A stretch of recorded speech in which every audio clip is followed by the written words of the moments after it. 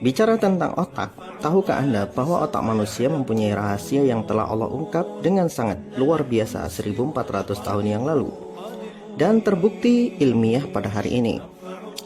Ini juga yang membuat Al-Quran selalu ilmiah dan terbukti ilmiah tanpa ada keraguan di dalamnya. Semua fakta di dalam Al-Quran mengacu pada satu kesimpulan, bahwa Tuhan yang menurunkan Al-Quran adalah Tuhan yang menciptakan alam semesta. Maka semua rahasia semesta diungkap di dalam Al-Quran dan terbukti benar secara fakta. Tuhan yang menurunkan Al-Quran adalah Tuhan yang menciptakan manusia. Maka Al-Quran banyak berbicara tentang manusia dan rahasia-rahasia mereka tanpa kesalahan sedikit pun. Surat yang pertama Allah turunkan kepada Rasulullah SAW adalah surat Al-Alaq. Surat yang berkabar bahwa manusia diciptakan dari segumpal darah. Surat ini diawali dengan kalimat Iqra yang berarti bacalah. Lalu apa yang dibaca? Baca dengan nama Tuhanmu yang menciptakan. Allah perintahkan membaca dengan melihat apa yang Allah ciptakan. Seluruh alam semesta adalah ayat-ayat tanda kekuasaan Allah bagi orang-orang yang berakal sehat. Di dalam surat Al-Alaq, Allah Subhanahu wa taala menyebutkan dua ayat penciptaan, di mana ayat ini 1400 tahun yang lalu tidak bisa difahami dengan baik karena keterbatasan teknologi yang ada pada saat itu. Sulit mengatakan orang-orang yang hidup di padang pasir dengan peradaban yang tertinggal mengetahui fakta-fakta ilmiah ini pada saat itu. Itu adalah sesuatu yang hampir mustahil kalau mereka mengetahuinya. Fakta pertama adalah manusia diciptakan dari segumpal darah yang menempel di dalam dinding rahim seorang wanita. Ketika sperma bersatu dengan ovum, maka terjadilah penyatuan DNA dari dua sel itu. Lalu terbentuklah zigot sebagai cikal bakal janin yang kemudian dari zigot berubah menjadi segumpal darah yang menempel di dinding rahim. Ia melekat seperti lintah dan berkembang menjadi bayi yang terus disempurnakan penciptaannya. Al-Quran berbicara ini 1400 tahun lalu dan terbukti benar. Mana mungkin Rasulullah SAW mengarang Al-Quran? Dan tidak mungkin sebuah karangan menjadi sebuah fakta yang terbukti kebenarannya setelah 1400 tahun setelahnya. Ini jelas diturunkan dari Tuhan yang menciptakan manusia, karena hanya dialah yang tahu persis penciptaan manusia di saat teknologi belum ada. Orang-orang kafir berkata Al-Quran mencontek kitab mereka. Saya tegaskan, tunjukkan di ayat mana yang mencontek kitab kalian wahai orang-orang kafir. Tunjukkan kepada kami. Al-Quran datang dengan berita yang berbeda dari kitab-kitab kalian. Untuk membuktikan mana yang benar kitab kalian atau Al-Quran, mari kita uji secara ilmiah jika kalian orang-orang yang benar. 2. Fakta ubun-ubun manusia. Ubun-ubun manusia memiliki rahasia yang sangat luar biasa sekaligus mengerikan. Allah Subhanahu wa taala beberapa kali menyebutkan ubun-ubun di dalam ayatnya.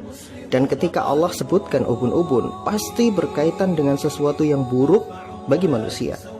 Mengutip dari eramuslim.com, fakta ilmiah membuktikan bahwa ubun-ubun adalah bagian kepala yang paling bertanggung jawab terhadap kebohongan manusia. Ketika seseorang berbohong, maka ubun-ubunlah tempat mengambil keputusannya.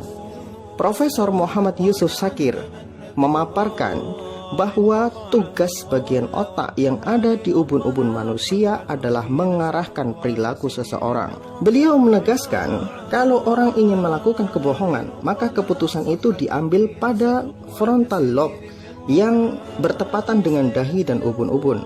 Begitu juga jika seseorang berbuat hal yang tidak benar, maka keputusan itu diambil pada ubun-ubun orang tersebut. Ahli lain seperti Profesor Kate Elmore, beliau menegaskan bahwa ubun-ubun merupakan bagian otak yang paling bertanggung jawab atas pertimbangan-pertimbangan tertinggi dan mengarah kepada perilaku manusia. Sementara tubuh hanyalah prajurit yang melaksanakan keputusan dari ubun-ubun.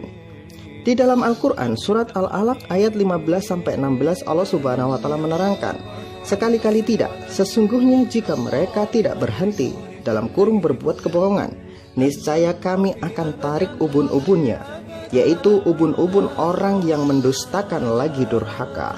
Surat Al-Alaq 15-16. Ayat ini menerangkan bahwa jika orang-orang kafir tidak segera berhenti dari kebohongan mereka, Allah akan cabut ubun-ubun mereka, yaitu ubun-ubun orang yang berdusta lagi durhaka.